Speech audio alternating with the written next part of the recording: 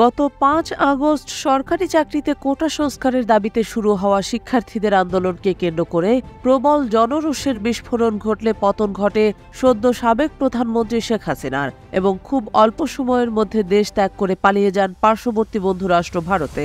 হয়তো ভেবেছিলেন ভারতের সাথে তার গভীর মিত্রতার সম্পর্কে শিকড় ধরেই লম্বা সময় কাটিয়ে দেবেন দেশটিতে, তবে তা হয়তো আর হয়ে উঠবে না বাংলাদেশের সাবেক এই স্বৈরশাসকের।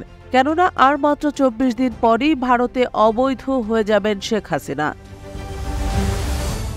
দেশ থেকে পালিয়ে যাবার পর ইতিমধ্যে শেখ হাসিনা ভারতে ৩ সপ্তাহ কাটিয়ে ফেলেছেন।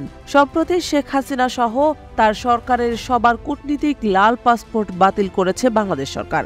এর মধ্যে ভারতীয় সংবাদ মাধ্যম হিন্দুস্তান টাইমস জানিয়েছে, যেহেতু শেখ হাসিনার লাল পাসপোর্ট বাতিল করা হয়েছে, তাই নিয়ম অনুযায়ী তার ভারতে অবস্থানের সময় ফুরিয়ে আসছে।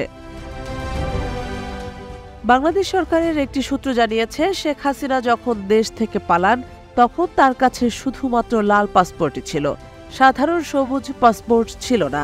ভারতের ভিসা নীতি অনুযায়ী যেসব বাংলাদেশির কাছে কূটনীতিক লাল পাসপোর্ট আছে তারা ভিসা ছাড়াই ভারতে প্রবেশ এবং সর্বোচ্চ ৪৫ দিন পর্যন্ত অবস্থান করতে পারবেন।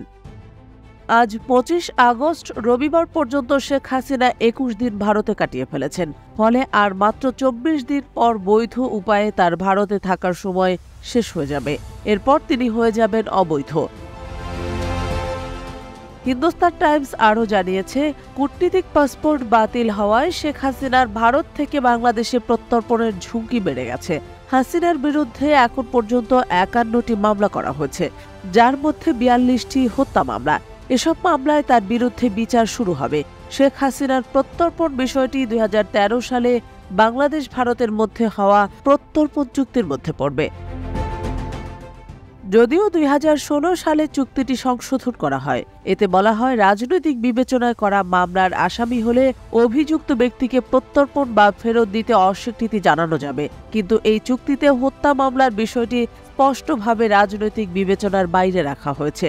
এছাড়া যদি মামলা ন্যায় বিচার না করার উদ্দেশ্য করা হয়, তাহলেও দুই দেশ অভিযুক্ত ব্যক্তিকে প্রত্যর্পণ না করার ক্ষেত্রে অস্বীকৃতি জানাতে পারে। তবে শেষমেশ আগামী ২৪ দিন পর শেখ হাসিনার অবস্থান কি হবে তা এখনো বলা যাচ্ছে না।